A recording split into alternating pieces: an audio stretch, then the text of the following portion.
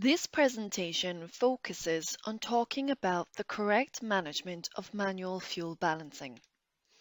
Now, manual fuel balancing is not a new procedure, and the actions have not recently changed. The idea behind this presentation is to simply remind you of the critical questions you should ask yourself before you make that concrete decision to perform a manual fuel rebalance. I would like to first give you some background to the origin of this presentation. As you know, Airbus constantly monitors and analyzes in-service events.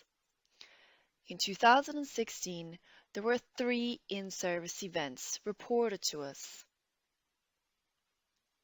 2 of these events experienced engine spool down in flight. And one of the events was related to low fuel level in the feed tanks at landing, which ultimately led to the engine shutting down.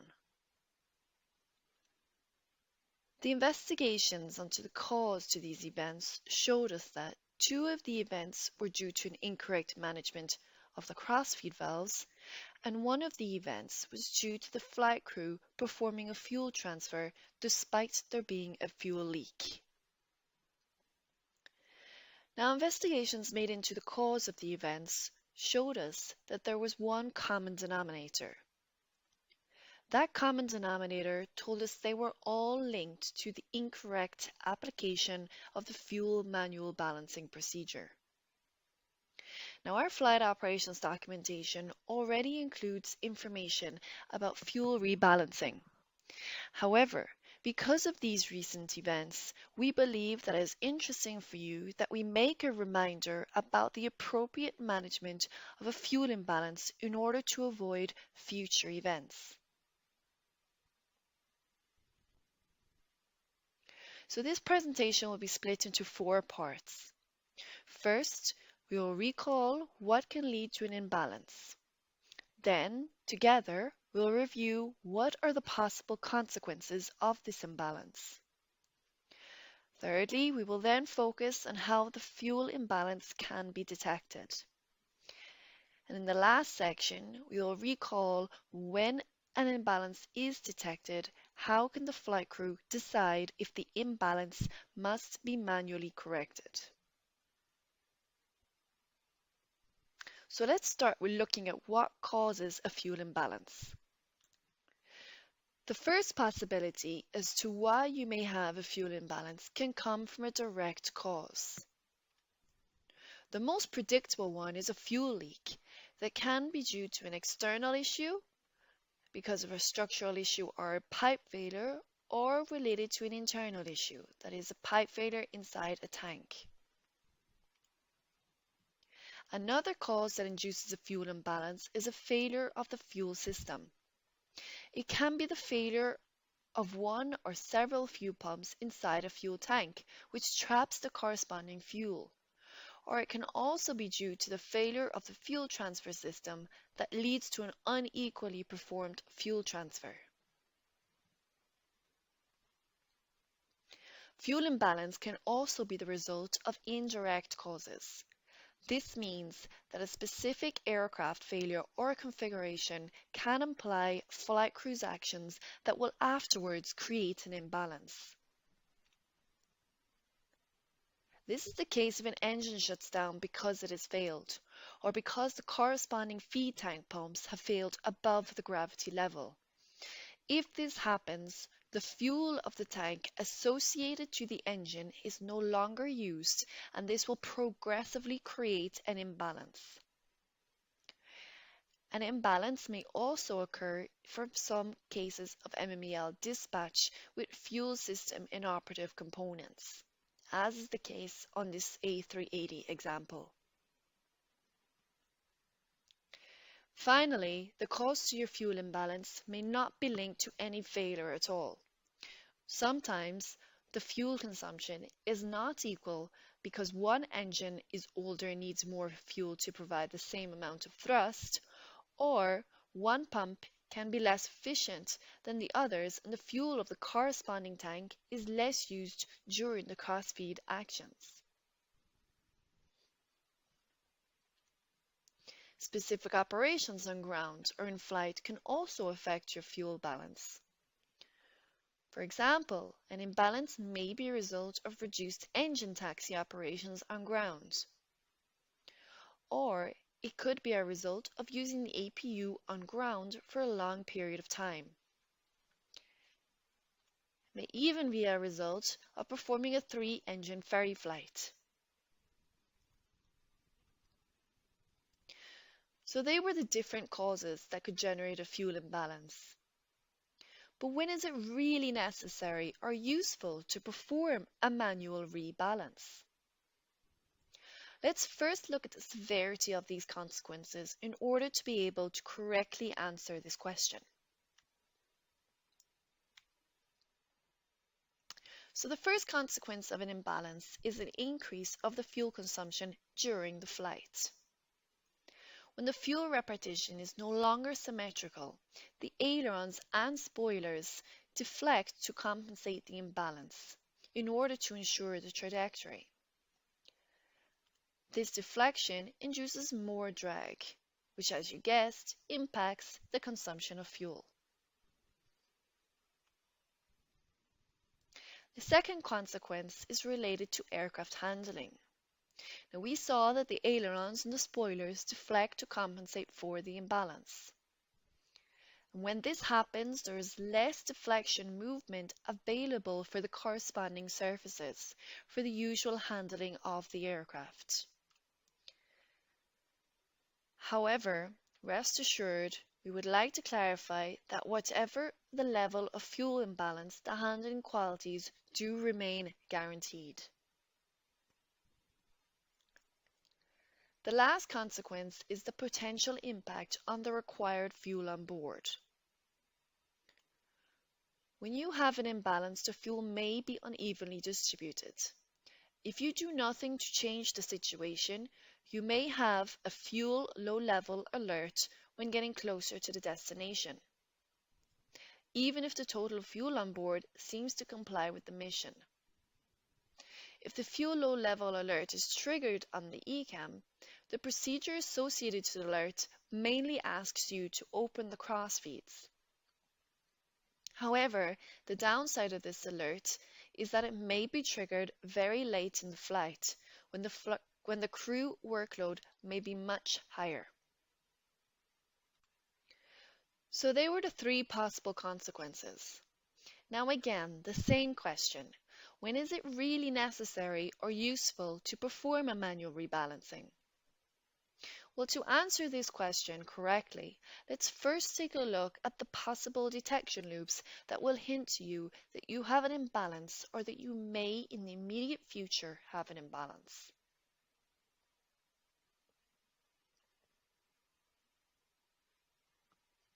The first possible way you can detect that there is an imbalance is when you have an ECAM alert. Such an alert only exists for the A340-500, A340-600, A380 and A350. When you get this alert, the lowest fuel quantity is amber underlined on the fuel SD page. The threshold of these ECAM alerts depends on the type of aircraft and is in line with the limitations of the fuel imbalance included in the manuals. When displayed, such alerts include a read and do procedure with sensed action lines adapted to each case of imbalance. Another possibility to detect an imbalance is when you get an advisory. This replaces the ECAM alert that we have just seen for the A320, A330 and A340 aircraft family. In such a case, the Fuel SD page automatically pops up and the fuel quantity of the heaviest tank will flash. As for the ECAM alerts on the other aircraft, the threshold for the advisory depends on the type of aircraft and is in line with the maximum acceptable imbalance. As you can see, with an advisory, there is no direct action requested. The advisory simply warns the flight crew of the situation at hand and enables them to be ready or to start to prepare for a future possible action. Another way to detect a fuel imbalance is when you get an ECAM alert, initially not dedicated to the imbalance, but that includes actions to anticipate the situation. For these alerts, there are two possibilities. The procedure may include direct actions to avoid the imbalance. For example, this is the case for the engine shutdown procedure on the A320. Or the procedure may include information that a future imbalance is possible.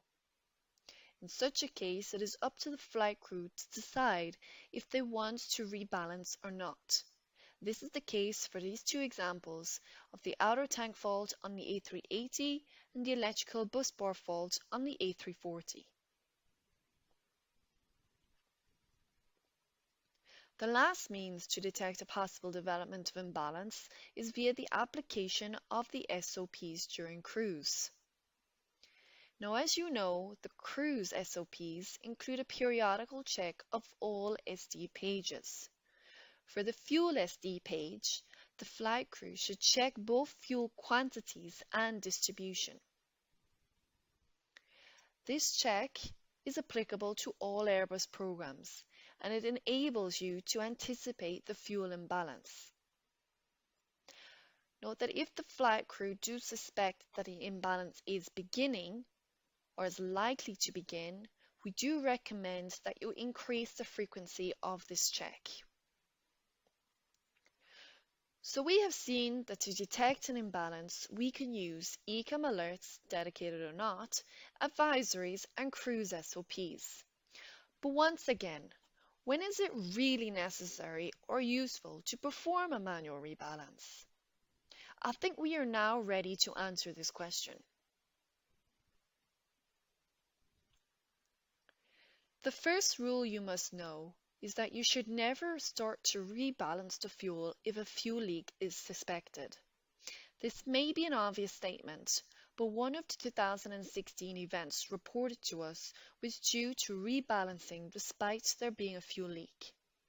And the consequence was a fuel low level alert, and the aircraft landed with the fuel on board being well below the required reserves.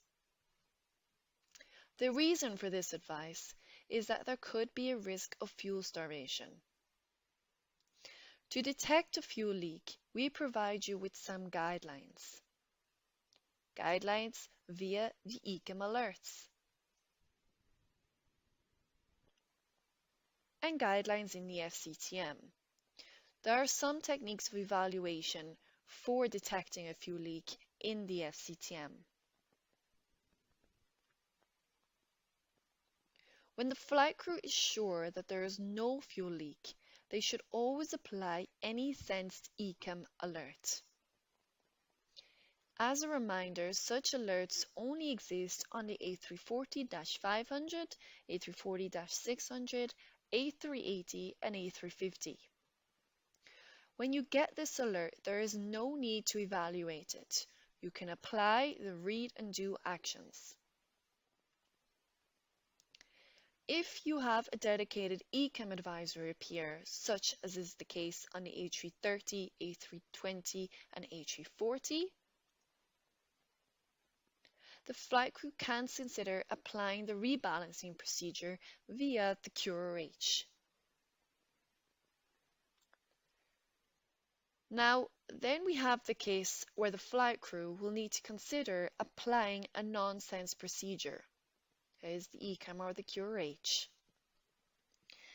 This is the case if an advisory is triggered, or when a non-dedicated ECAM alert informs about the risk of a future imbalance, or even when the flight crew detects a start of imbalance by the SOP checks. The principal reason as to why the flight crew would go ahead and take the decision to rebalance the fuel is to essentially optimize the fuel savings or optimize the workload. Now, this critical decision is based on an assessment of many different criteria. This criteria includes asking the question, is there still enough fuel to complete the mission? Is there a risk to have a fuel low level alert close to the destination? Depending on the current and planned workload, when is the best moment to concentrate on the rebalance?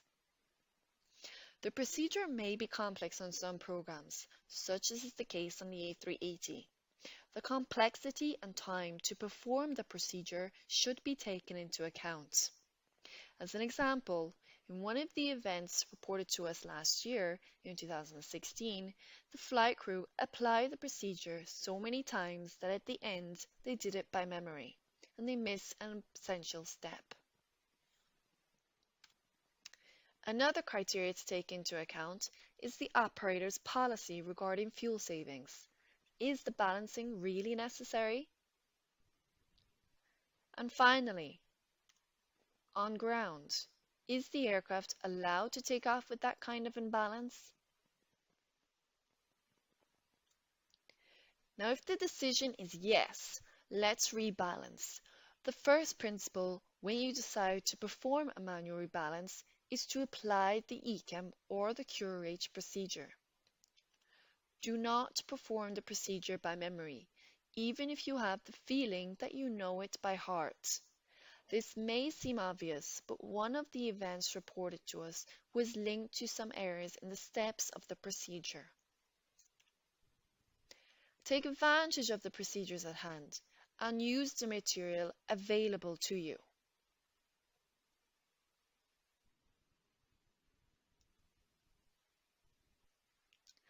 Let's take a look at one example of a manual rebalancing procedure. We'd like to remind you of the right order the actions should be performed in. So when you start this rebalancing, it is important to first open the crossfeed valves and then shut the fuel pumps off. At the end of the rebalancing, it is the inverse. It is important to first set the fuel pumps on and then close the crossfeed valves. Also note that the number of crossfeed valves to be opened depends on the aircraft type.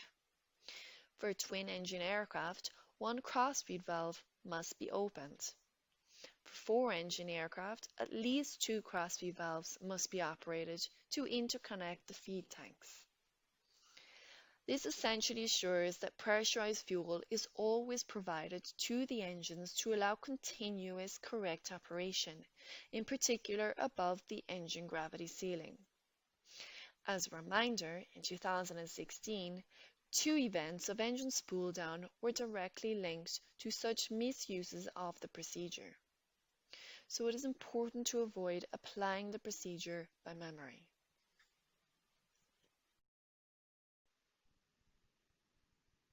To conclude, we have reviewed together how an imbalance can be detected. You know you will either have an amber ECAM alert or you will have an advisory. There may even be a link in a non-dedicated ECAM procedure. Alternatively, you may notice the imbalance via your SOP checks. If there is an imbalance and you choose to rebalance the fuel, do not do so if you have a fuel leak. Provided there is no fuel leak, you should always apply the procedure when there is a dedicated ECAM sense procedure. In all other cases, it is the flight crew's decision. If the decision taken is to rebalance, do not act from memory. Use the procedure on the ECAM or in the QRH. And finally, respect the number and order of actions. Thank you for your attention.